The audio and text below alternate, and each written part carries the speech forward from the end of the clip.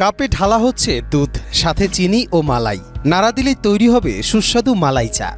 এই চা এতটাই সুস্বাদু যে যারা চা পছন্দ করেন না তাদেরও মন কেড়ে নেবে অনায়াসে এই মালাই চা। আর এভাবেই মন জয় করে মাসে লাখ টাকা আয় করছেন ইব্রাহিম।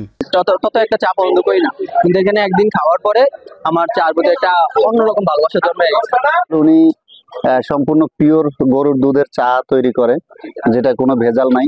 ভোলা জেলার চরফ্যাশনের আসলামপুর ইউনিয়নের ভুলাই মোড়ে অবস্থিত ইব্রাহিমের বিখ্যাত মালাই চায়ের দোকান।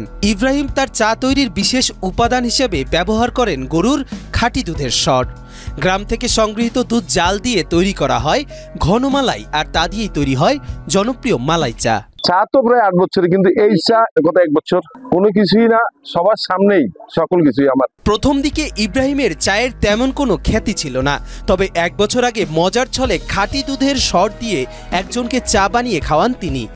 কালার এক্সপার্ট, জর্জ স্যাপ এবং মাইল্ড অন হ্যান্ডস টেকনোলজি সমৃদ্ধ অরিক্স ক্রিস্টাল ওয়াশ আপনার নন। সে চা পান করে মুগ্ধ হন এবং প্রশংসা করেন। এরপর নিজেই সেই চা পান করে স্বাদে মুগ্ধ হন ইব্রাহিম নিজেই। সেখান থেকে শুরু করেন মালাই চায়ের যাত্রা। ধীরে ধীরে ছড়িয়ে পড়ে এই বিশেষ চায়ের সুখ্যাতি। প্রথম কন্ডেন্স মিল্কে চায়ে বিক্রি করতাম, আমি একদিন শর্ট দেওয়া চা দিলাম একজনের দিশের, উনি আমাকে 10 টাকার চাটা 20 টাকা দাম দিল। তখন আমি চিন্তা করলাম যে আমার এই চাটা মনে হয় আরেকটু সুস্বাদু। তো নিজে একটা চা খাইলাম, দেখলাম যে না, আমার মালাই চা তো আসলেই সুন্দর সুস্বাদু। তখন আমি 20 টাকা চাটাই করা শুরু করলাম। সর্বপ্রথম 10 কেজি দুধ থেকে শুরু করলাম। আস্তে আস্তে হইতে হইতে আমার এখন প্রতিদিন দুধ লাগে 50 কেজি। ইব্রাহিমের সফলতার পেছনে সবচেয়ে বেশি অবদান রয়েছে তার পরিবারের। স্ত্রী জ্যোৎস্না বেগম প্রতিদিন দুধ জাল দিয়ে সর তৈরি করে দেন, আর ছেলে ফয়সাল দোকানে সহযোগিতা করে। এই পারিবারিক উদ্যোগেই তারা গড়েছেন সফল এক চায়ের ব্যবসা। আমার মূল সহযোগিতাই করতেছে আমার ওয়াইফ, নয়তো আমার কোনো পদে কোনো সুযোগ হইতো না। উনি সকাল থেকে দুধটা এখানে আসা পর্যন্ত উনি চুলার পাশে বসা থাকে, এই দুধটা জাল দেওয়ার পর্যন্ত। মানে উনি ছাড়া তো আমার এটা কোনো মতে সম্ভব হতো না। প্রতিদিন সন্ধ্যার পর থেকেই জমে ওঠে ইব্রাহিমের চায়ের দোকান। মধ্যরাত পর্যন্ত চলে চা বিক্রি।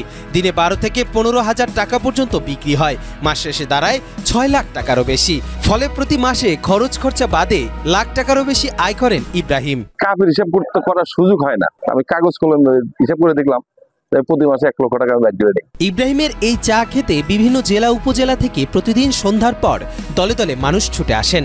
কেউ বন্ধুদের নিয়ে, কেউ বা পরিবারের সদস্যদের নিয়ে এই বিশেষ চায়ের স্বাদ নিতে আসেন। আমার কাছে মনে হয় চা খাওয়ার যে তৃপ্তির ব্যাপারটা এই জায়গায় এসে ফুলফিল হয়। দুধ বা অন্যান্য ইয়েগুলি উপকরণগুলি যেভাবে দিচ্ছে, বাজার অন্য চাগুলো এরকম হচ্ছে না। সব মানে টোটালি হচ্ছে চাটা একটু ব্যতিক্রম। ঘোরাঘুরির শেষে বাড়ি যাওয়ার পথে একটা চা খাই আমরা। এই চাটা অনেক মজা, অন্যান্য চায়ের বাজারের চা থেকে এই চার ভিন্নতা আছে। ব্যস্ততার ফাঁকে ফাঁকে আমরা একবার করে আসি এখানে চা খেতে। এখানকার চায়ের ফিলই অন্যরকম। চা বিক্রি করে ইব্রাহিম শুধু পরিচিত মুখী নন, বরং চরফ্যাশন এলাকার সফল উদ্যোক্তা। একসময় যে দোকান ছিল কেবল বেঁচে থাকার সংগ্রাম, এখন তা হয়ে উঠেছে অনুপ্রেরণার নাম। কবির চৌধুরী জয়, মাই টিভি।